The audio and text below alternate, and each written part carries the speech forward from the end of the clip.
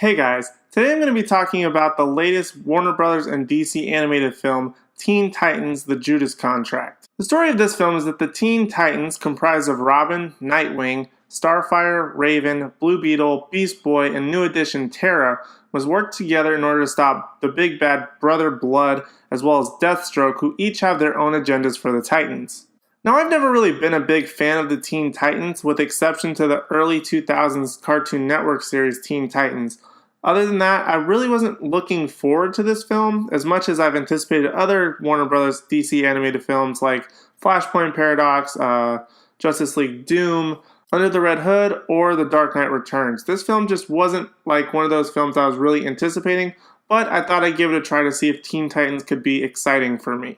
And I really tried to keep an open mind, but I just don't think that Teen Titans: The Judas Contract was quite my cup of tea. Now, I by no means am saying that this film is bad. It's actually pretty decently animated, but I don't know what just didn't really appeal to me. I don't know if it was the lack of Cyborg, or the fact that Damian Wayne was Robin, or the fact that Blue Beetle was involved, or these other new characters like Terra. I don't know what it was about this particular film. It just sort of felt off to me for some reason. There were plenty of positive things though. The animation again was pretty well done. A lot of the action sequences were really good, especially involving Deathstroke, Nightwing, and Robin.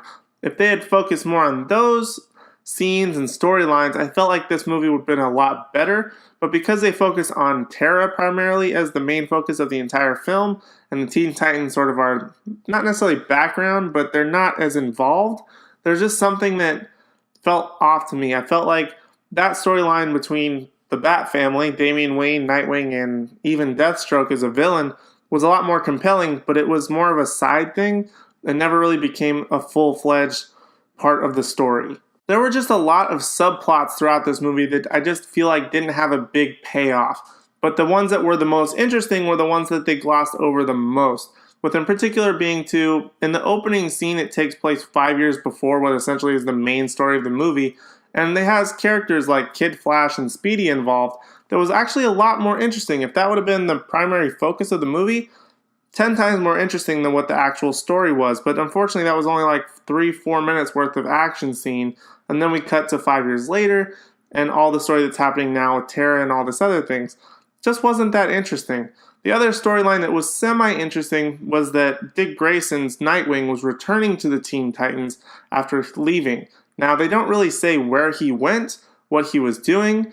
I'm assuming that he was off doing his own thing, being Nightwing, but they just never really explained why he left the Titans, for what reason. Nothing was explained, and it just felt like it felt very flat. And then, unfortunately, all of the other side characters and rest of the Titans' plots just didn't feel very interesting whatsoever. There's a very transparent relationship between Terra and Deathstroke. There's Beast Boy's constant annoyance. Never really been a big fan of Beast Boy. I like his abilities, but he just always seems like that annoying character. And this one, he definitely played that annoying character. Blue Beetle was also, I felt like, a very unnecessary character. Nothing was explained about these characters. I feel like they're sort of trying to create something that stands on its own, but without any context, it just doesn't make any sense. Maybe because I missed like Justice League versus Teen Titans, maybe things would have been more explained. I'd never watched that film, but maybe there's some subplots that I'm missing from that. But this one just jumps in time. There's all of a sudden new characters. There's new additions to the team. People have left the team and come back, and we don't know why. And nothing is explained, and it's just a very confusing movie to watch. Overall, this film didn't really impress me, but then again, I wasn't necessarily looking forward to it or being a big fan of the Teen Titans, so I kind of have to take that with a grain of salt. And for that reason, I'm going to have to give Teen Titans: The Judas Contract a C-.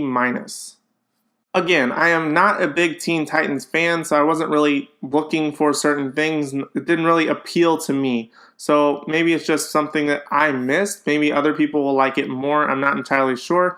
The animation was definitely good. The fight scenes were pretty good. I just feel like it definitely missed the mark for a lot of what it set out to do. So pretty much I'm just going to look forward to the next animated film, which I think is a Batman and Harley Quinn movie. Hopefully that will be a little bit more interesting, but I don't plan on owning Teen Titans: The Judas Contract anytime soon. So those are my thoughts on Teen Titans The Judas Contract. If you have seen it, let me know your thoughts and comments in the comment section down below. Also be sure while you're down there to hit that big subscribe button so you can go ahead and subscribe to my channel, as well as the notification bell to be notified when I post a new video. I'm actually working on several videos at the moment, so hopefully I'll be uploading those over the next few days or every other day just to give a little bit more time for viewing. But be sure you hit all of those things down below so you can see them all when they are released. Guys, thank you so much for watching. You really are the best, and I will see you in the next one.